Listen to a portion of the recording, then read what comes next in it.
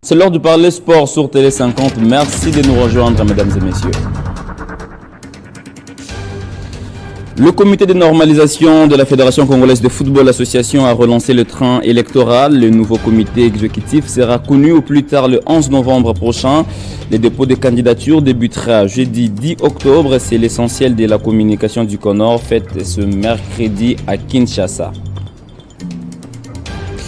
Le 9e jeu de la francophonie avance à grands pas. Les fédérations concernées doivent déjà être, en ordre avec le contrôle antidopage.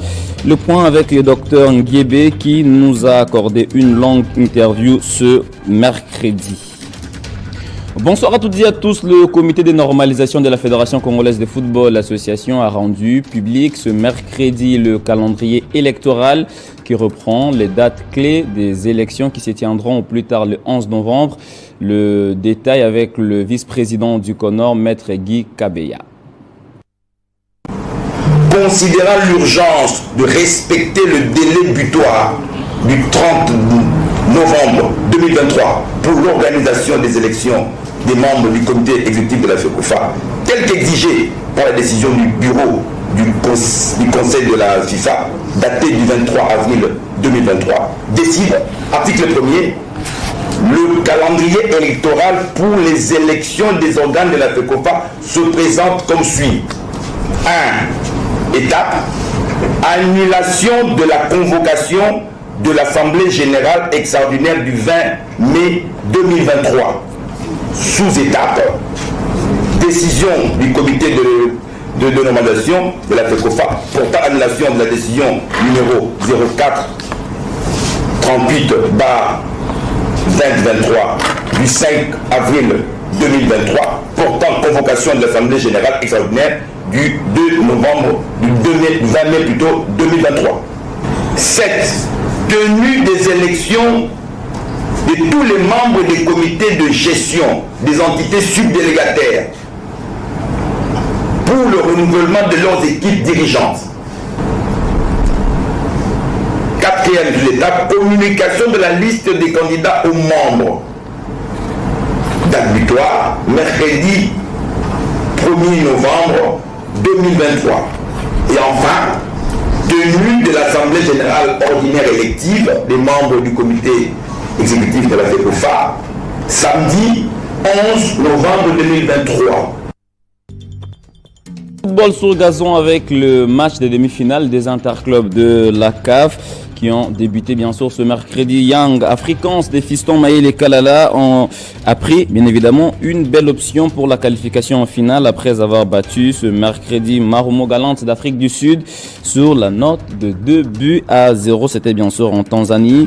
Aziki et Morrison sont là les buteurs côté Young Africans. Dans l'autre demi-finale, la SEC Mimosa et l'USM Alger se sont quittés sur un score nul et vierge.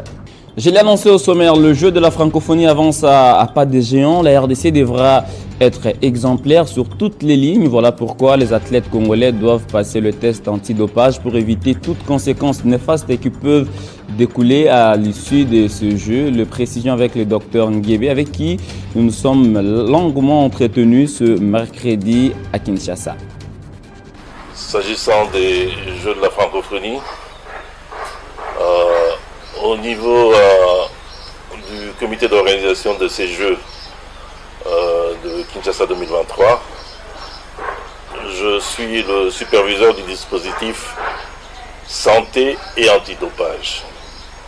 Mais puisque là nous parlons du dopage, il y a des dispositions qui sont prises à ces niveaux-là. Nous avons pris contact avec l'Agence mondiale antidopage, nous avons pris contact avec l'Agence française de lutte contre le dopage. Vous savez que lorsqu'il y a toute manifestation sportive, il est évident qu'il doit y avoir des contrôles antidopage. Et s'agissant des 9e Jeux de la francophonie, il va effectivement avoir des contrôles antidopage.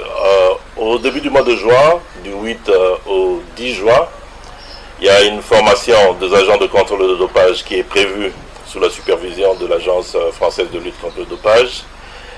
Et ces experts qui vont être formés vont prester lors de ces 9e Jeux de la francophonie. Au-delà de 9e Jeux de la francophonie qui arrive, nous, sportifs de la RDC, nous devons prendre à bras le corps cette lutte contre le dopage, parce que nous n'avons pas besoin, au vu de la qualité de nos athlètes, au vu des talents de nos athlètes, nous n'avons pas besoin de passer par tous ces produits qu'on vante ça et là, étant donné que ces produits ont malheureusement des effets secondaires qui peuvent nuire à la santé de nos athlètes, et qui dit santé, la santé de notre jeunesse, ça va avoir des répercussions sur l'économie du pays et sur la vie même du pays, si je peux me résumer ainsi. Donc, je demande à toutes les fédérations sportives de se conformer aux règles antidopage, parce que ces règles antidopage font partie des règles sportives, et l'obligation de l'enregistrement fait partie également des violations des règles antidopage. Donc lorsque vous ne vous conformez pas à l'enregistrement, vous risquez également des sanctions, surtout que nous entrons maintenant dans la phase des sanctions. De l'avoir suivi, n'oubliez pas de faire un tour sur le www.ngengue.cd et voir les différentes cotes prévues pour le match de tout à l'heure entre l'AC Milan et l'Inter Milan. Moi, je vous retrouve vendredi, ce sera avec le même plaisir. Alléluia! Papa Yak, c'est là. Oh! Ah! Frère Ronaldo! Frère Ronaldo! Frère Ronaldo! Hey! Mama! Nakanye! Nanyatre! Merci maman!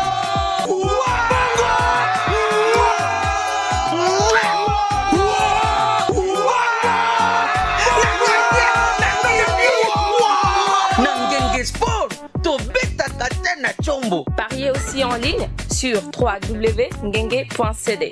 Ngenge Sport, plus qu'un pari sportif, une passion!